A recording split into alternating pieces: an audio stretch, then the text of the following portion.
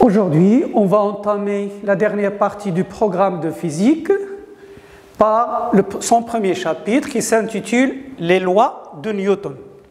Tout d'abord, on va commencer par définir ce qu'on appelait le vecteur vitesse instantanée et le vecteur accélération instantanée. Et on va commencer par un petit rappel. En tronc commun, vous avez étudié le mouvement. Et vous savez on dit que le mouvement est relatif. Ça veut dire quoi? Ça veut dire qu'un solide au mouvement ne peut être en mouvement que par rapport à un corps, par rapport à notre corps. Donc, pour dire qu'un corps est en mouvement, on a défini ce qu'on appelle un référentiel. Un référentiel. C'est quoi un référentiel? C'est tout simplement un repère espace que l'on note généralement O, I, J, K, qui permet de repérer la position du mouvement à un instant donné. Et un repère temps. Ce qui revient à considérer un instant T comme origine des temps.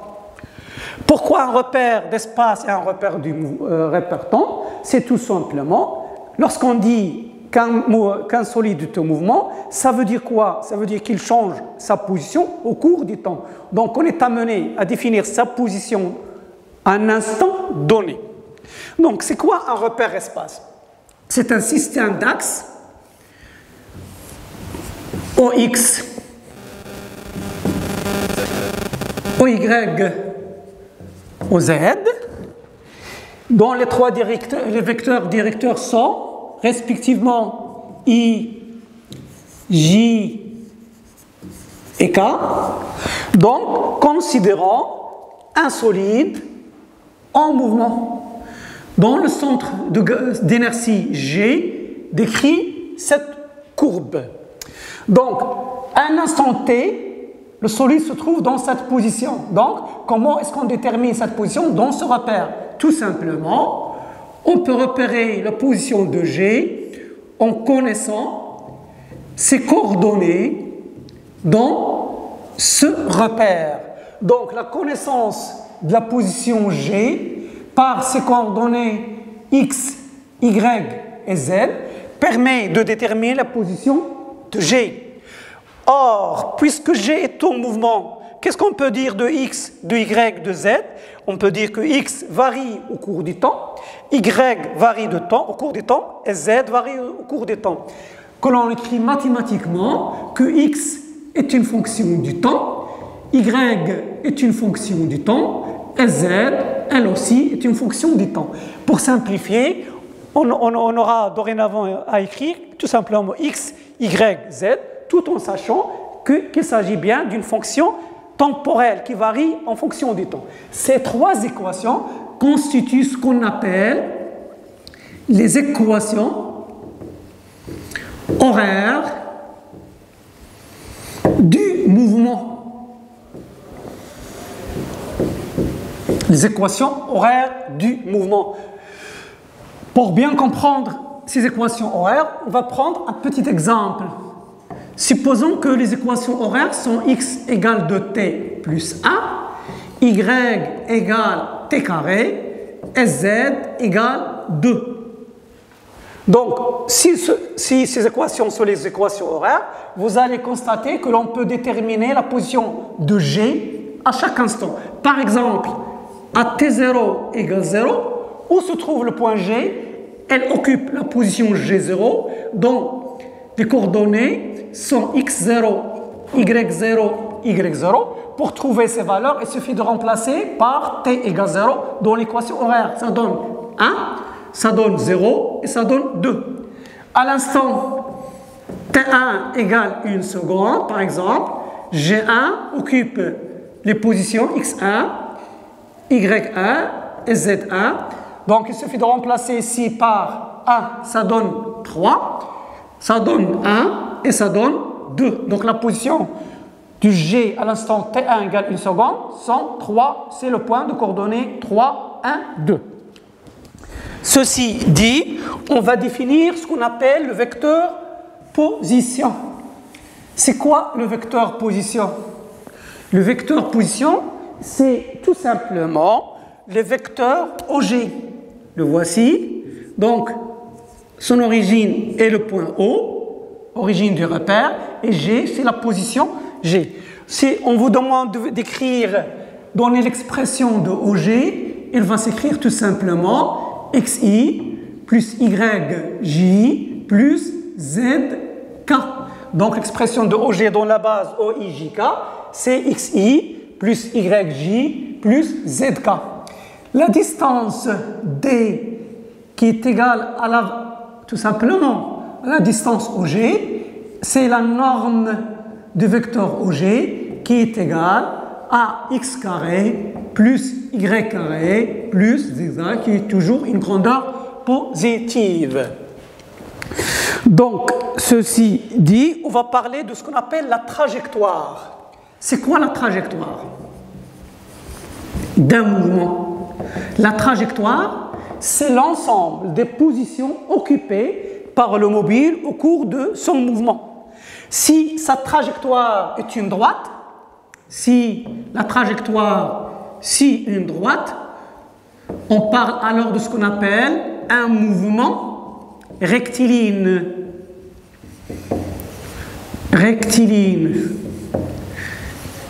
Donc l'équation de la trajectoire s'écrit sous la forme y égale ax plus b, l'équation d'une droite.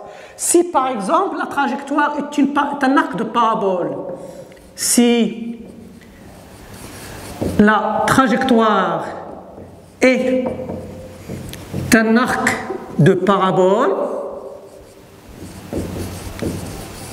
le mouvement est dit parabolique. Mouvement, on abrège parabolique. L'équation s'écrit généralement y égale ax carré plus bx plus c. Donc l'équation de la trajectoire, c'est toujours une équation y en fonction de x dans laquelle il n'y a pas le temps. Donc on écrit généralement l'équation droite, si le mouvement est rectiligne, c'est l'équation d'une droite. Si le mouvement est parabolique, c'est l'équation d'une parabole qui s'écrit y égale ax carré plus bx plus c. Donc, deuxièmement, vecteur, vitesse, instantanée.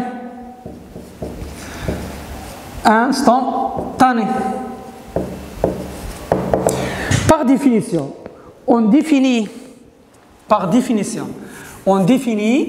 la vitesse, le vecteur vitesse instantanée du centre d'inertie G par la relation suivante.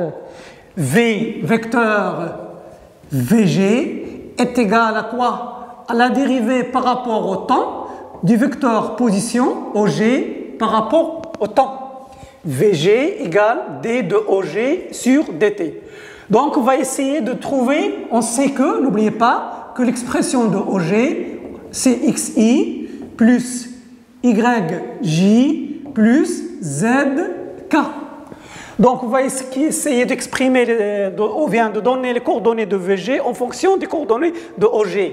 Donc, Vg, c'est quoi? C'est d sur dt de xi plus yj plus zk.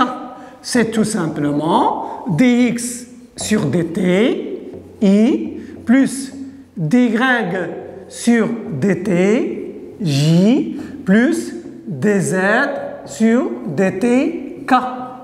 On va noter ça, c'est la composante vx, la vy et la vz. En conclusion, le vecteur g a les coordonnées suivantes, Vx, Vy et Vz. Vx, c'est quoi? C'est tout simplement dx, la dérivée par rapport au temps de x, que l'on note également x point, ou bien dy sur dt que l'on note y point, dz sur dt, c'est z point. Donc, si on désire déterminer la valeur de la vitesse, c'est-à-dire VG, sans flèche, c'est-à-dire là, on parle de vecteurs. Là, c'est la norme des vecteurs, c'est la norme de VG. C'est quoi? C'est racine de Vx carré plus Vy carré plus Vz au carré. Donc là, on détermine la vitesse d'un point G. Il faut faire très attention ici. Vx, Vy, Vz, ce sont des grandeurs algébriques. Quand on dit grandeur algébrique, ça veut dire qu'ils peuvent être positives, comme elles peuvent être aussi négatives. Quant à Vg, qui est la valeur de la vitesse, elle est toujours, la norme des vecteurs, elle est toujours positive. Ceci dit, on passe à troisièmement, le vecteur accélération.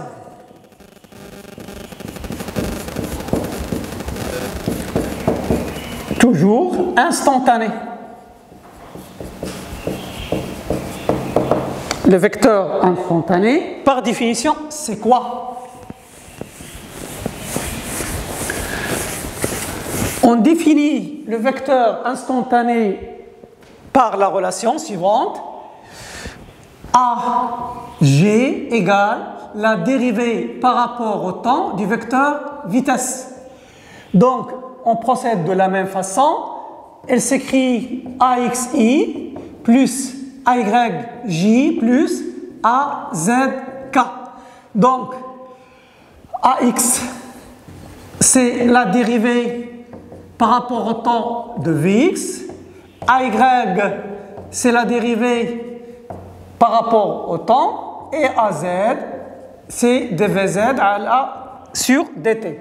J'ai oublié tout à l'heure de dire que Vg s'exprime en mètres par seconde.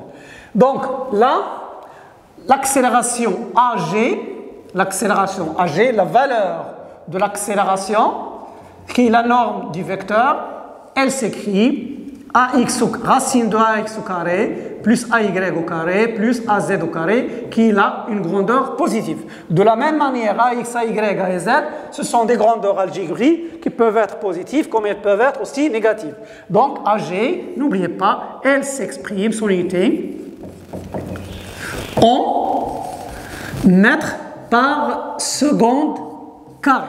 S'exprime en mètres par seconde carré. En conclusion, donc toute la partie mécanique, vous serez amené à partir de OG à déterminer dont les coordonnées sont X, Y, Z, à déterminer VG par ses coordonnées Vx, Vy, Vz, ou bien à déterminer l'accélération à l'aide de ces coordonnées AX, AY, AZ. Pour passer de OG à VG, on passe par tout simplement une dérivation. Une première dérivation et une deuxième dérivation permet le passage de la vitesse à l'accélération. Mais dans certains exercices, vous serez amené à faire l'opération inverse, c'est-à-dire à partir de l'accélération, vous devez déterminer la vitesse. OG donc, c'est l'opération inverse. L'opération inverse, c'est tout simplement une intégration. Au lieu de dériver, on cherche la fonction primitive. Là, une première intégration pour passer de l'accélération à la vitesse et de la vitesse aux équations horaires, une deuxième intégration. Donc, c'est tout simplement ce qu'on en vient de voir. Par la suite, on va faire un petit exercice d'application. Tout d'abord, avant ça, on va parler d'un cas particulier. Un cas particulier où le mouvement est rectiligne, donc à la ligne, cas particulier.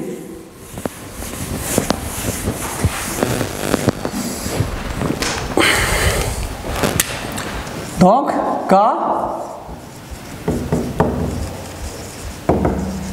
particulier.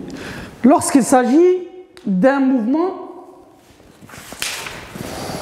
lorsqu'il s'agit d'un mouvement plan. Si mouvement plan, le repère espace dans lequel on va travailler, c'est un repère à 2 dimensions.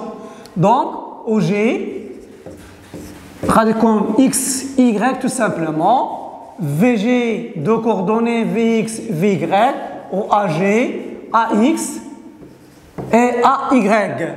Si mouvement rectiligne, donc il se fait suivant une droite, donc se fait selon une droite. Donc le meilleur repère, c'est un axe orienté, OI. Dans ce cas, OG, c'est tout simplement XI, VG est égal à VXI et AG, une seule coordonnée, AX, I. Donc, la vitesse VG, c'est quoi? C'est tout simplement racine de Vx au carré qui est égale à la valeur absolue de Vx. Eh bien, et AG égale racine de AX au carré qui est égale à la valeur absolue de AX. Ceci dit, on va passer maintenant à l'exercice d'application. Donc, exercice d'application. Les coordonnées du vecteur OG du mouvement d'un corps solide dans un repère OIJ sont x égale de t, y égale de t en secondes, et x, y et x sont en mètres. Dans une première question, on vous demande de déterminer l'équation de la trajectoire. Quelle est sa nature? Déterminer la position de G aux instants 0 et 1 seconde. Troisièmement, les coordonnées vecteurs vitesse. Calculer la valeur de la vitesse à t égale 1 seconde. Quatrièmement, en déduire les coordonnées du vecteur accélération. Donc, commençons par la première question. Donc là, il s'agit de déterminer l'équation de la trajectoire. Tout à l'heure, on avait dit que l'équation de la trajectoire, c'est une équation qui relie y à x. Donc, on va essayer d'éliminer le temps. La chose la plus simple, c'est de partir de l'équation x de t égale de t. On a t égale x sur 2. On remplace dans l'équation suivante. Ça donne 5 fois t au carré, c'est-à-dire x sur 2 au carré, qui est égal à 5 sur 4 x au carré. Ça vous rappelle quoi? C'est l'équation sous la forme y égale ax au carré. C'est l'équation du parabole. Donc, c'est la trajectoire. On dit que la trajectoire est un arc de parabole. Et le mouvement est dit parabolique. C'est la première question. Deuxièmement, on vous demande de déterminer la position de G aux instants t0 égale 0. Donc, à l'instant t0 égale 0, donc la position G0, il suffit de remplacer t par 0, donc 0, 0. C'est-à-dire que G se trouve en haut, l'origine du repère. C'est O, tout simplement, le point O, c'est l'origine du repère. À l'instant T1 égale 1 seconde, la G1 c'est quoi? C'est 2 et 5. Donc, 2 mètres, 5 mètres sont les coordonnées du point G à l'instant T égale 1 seconde. Troisièmement, la question 3. La question 3, on vous demande de déterminer les coordonnées du vecteur vitesse. Donc, VG, les coordonnées sont Vx et Vy. Vx, c'est la dérivée par rapport, on dérive de t, ça donne 2. On dérive y, c'est dy sur dt qui est égal à dt. Donc, le module de la vitesse, c'est quoi? C'est racine de 2 au carré plus 10 t au carré. Ça donne racine de 4 plus 100t. On vous demande plus précisément de calculer la vitesse à t égale 1 seconde. Vg, c'est racine de 4 plus 100 fois 1, c'est-à-dire racine de 104. Racine de 104, c'est 10,2 mètres par seconde. Ceci est la vitesse. Troisièmement, c'était la question 3. Donc, la question 4. La question 4, on vous demande de déterminer les coordonnées du vecteur AG. Donc, AG, c'est quoi? Les coordonnées sont AX et AY. AX, c'est la dérivée de Vx par rapport à temps. AY, c'est la dérivée par rapport au temps de Vy. On dérive Vx 2, c'est la dérivée de 2, c'est 0. La dérivée de 10, dt, c'est 10. Donc, l'accélération AG, c'est quoi? Racine de 0 au carré plus 10 au carré, qui est égal à racine de 100, qui est égal à 10 mètres par seconde carré. Ainsi, on a déterminé l'accélération du mouvement. Donc, voilà. Donc, sachez toujours, pour déterminer l'accélération, l'équation de la trajectoire, c'est-à-dire on cherche une relation entre y et x, tout simplement. Et ainsi prend fin le cours d'aujourd'hui. On continue la prochaine fois avec les applications, avec les lois de Newton.